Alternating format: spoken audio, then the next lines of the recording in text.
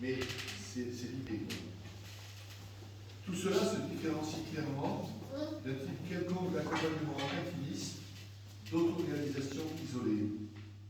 Si c'est juste pour se congratuler, pour se dire, nous au moins on se comprend, on s'écoute, nous profitons tous de travailler ici, et si ça ne sort pas de nous, c'est mieux. L'accompagnement, il est fait pour nous ouvrir sur la mission que Jésus nous confie dans le monde. Alors, je reprends quelques éléments après.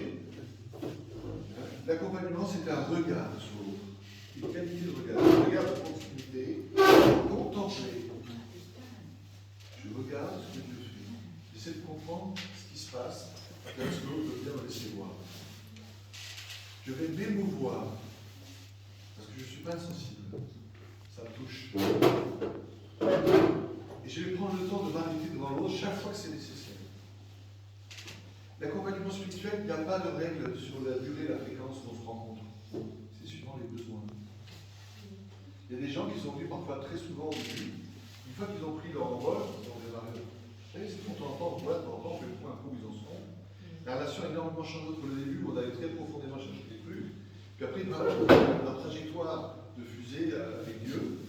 Et moi, je dis, ouais, ça va vite, ça va bien. C'est bon. J'ai pu voir une année parce que ça fait que tout ça merveilleux. Donc, c'est une relation qui varie dans le temps, qui varie suivant les personnes. C'est très élastique, très variable. Il s'agit de rendre présent le parfum de la présence proche de Jésus et son regard personnel.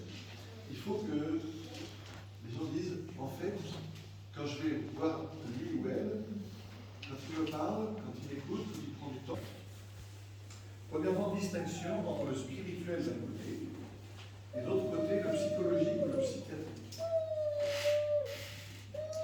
Il s'agit de domaines différents, même si par définition, ils interagissent toujours ensemble. Il y a une personne devant moi, il y a ce corps-là, il y a cette âme-là, il y a cette psychologie-là, ce caractère-là, et qui vit des mouvements, des émotions psychologiques. Quand ça relève du fonctionnement normal, c'est la psychologie. Quand il y a des souffrances, des blessures qui suppurent, ça relève de la psychiatrie, c'est la maladie de l'âme. Il faut un docteur pour ça. Il y a des gens qui sont des bons psychologues ou des bons psychiatres chrétiens, qui ont une idée juste de ce qu'est l'âme humaine, qui peuvent grandement aider. Il y a des gens qui sont malades dans leur psychologie, qui sont psychiatriquement atteints, et l'accompagnement spirituel n'est pas nécessairement apte à guérir ça. Non, c'est un autre, c'est du spirituel. Maintenant, je maintiens aussi qu'il y a des cas où, pas toujours, il y a des cas où la psychiatrie, je pense que certaines maladies psychiatriques doivent être les conséquences des blessures de l'âme à cause du mal subi ou commis. On a des réactions très différentes. Vous coupez la peau, il y en a, ils vont très vite cicatriser. Il y en a d'autres, ça va mettre du temps, puis après ça va s'affecter, faire un gros pus, un gros truc dégueulasse. Ben, vous transposez ça dans l'âme. Il y a des gens qui ont utilisé des grosses bêtises. Alors, je peux me poser des questions, je pense que moi j'ai culpabilisé. Mais il ne faut pas culpabiliser, c'est quand même lui qui est responsable. Je peux lui faire le meilleur conseil du monde, s'il n'en tient pas compte, c'est pas de ma faute.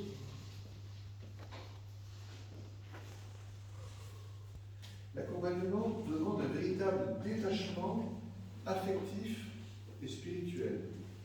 Attention, ça n'enlève rien à une véritable affection. Si quelqu'un vient se confier à moi, naturellement, j'ai de l'estime pour la personne.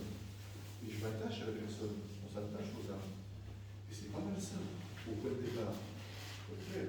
Si vous n'avez aucune affection pour les gens, comment ça ne rêvez même plus d'affection. Par définition, quelqu'un qui vient se confier à moi, je vais avoir de l'affection pour elle. Sinon, je ressortais complètement dehors. Mais je dois être prêt, avec une grande chasteté, à laisser la personne repartir comme elle le désire. Voilà. C'est un véritable amour spirituel pour l'âme qui se confie à moi.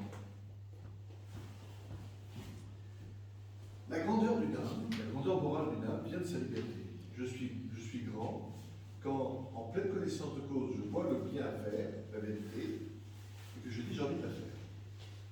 Notre service d'accompagnement, c'est toujours au service de la liberté, de l'exercice pleiné de la liberté de l'autre. Si mon accompagnement tend à imposer ou à dicter à l'accompagné un comportement auquel il n'adhérerait pas vraiment dans son âme et conscience, alors je suis un manipulateur. Il faut que c'est la personne accompagnée qui doit en faire sa condition profonde. Je ne vais pas lui dicter son comportement ou le manipuler pour faire à qu'il fasse ça. Je vais si on voyait la beauté d'une âme, on en mourrait de joie. Quand on arrive à vivre l'accompagnement, c'est une beauté inouïe. Moi, tout le reste ne m'intéresse plus. La beauté suprême, je me shoot à ça. Quand les gens viennent me confier ce qu'ils vivent avec Dieu, moi je ris, je pleure, je ne trouve pas trop beau. C'est vrai que je vois Dieu en train d'agir dans le cœur des âmes ici à mon avis. Il y a plein de trucs très durs, difficiles, pénibles. Mais ça, c'est une beauté inouïe. Ça, je me shoot de bonheur avec ça. Alors, autre chose encore. Voilà.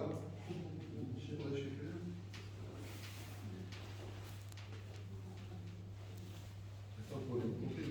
Je regarde juste ce que j'ai appris aussi. Je reviens juste après. 17h. Je vais faire pour 10 minutes, je termine ça. Et puis après, ceux qui veulent me voir, je les ai. Alors.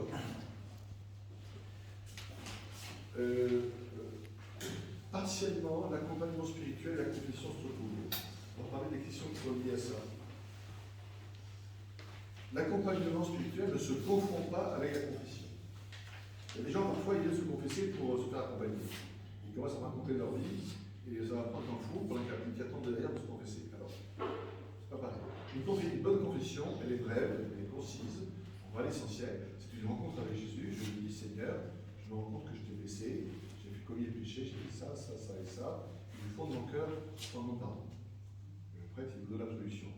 Il vous donne des conseils qui est déjà une forme d'accompagnement. Mais l'accompagnement en soi, ça mérite un rendez-vous à part. Je prends rendez-vous avec le prêtre, par exemple, ou quelqu'un d'autre, et je dis voilà, je voudrais parler de ce que je vis, de ma relation avec Dieu. Et on prendra le temps qu'il faudra pour ça. Alors,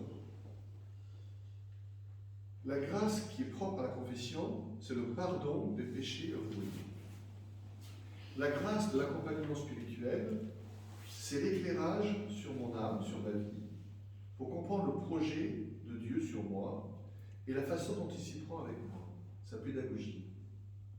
Être éclairé là-dessus, comprendre d'où je viens et où je vais, mettre des noms, mettre en lumière les choses, pour avancer beaucoup plus facilement sur le bon chemin.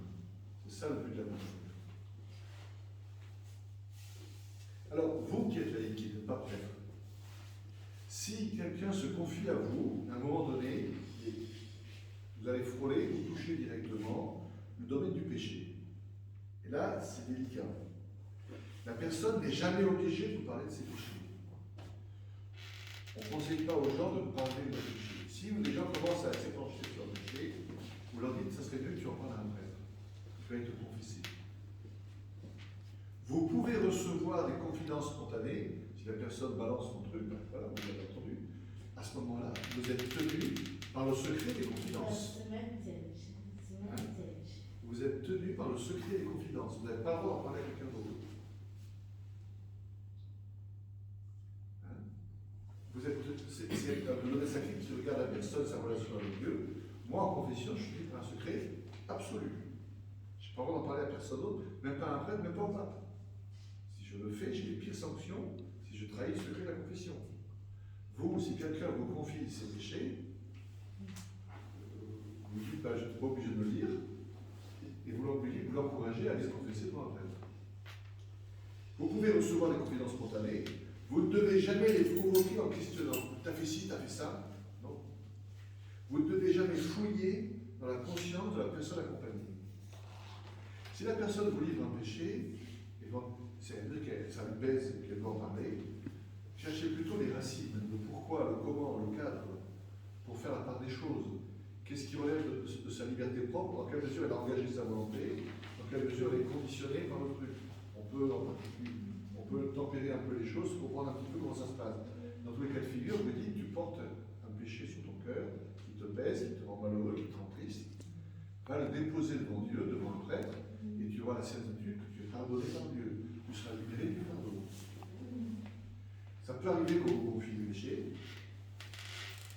Souvent, parfois les gens ils vous parlent comme ça, tout simplement, voilà. Bon.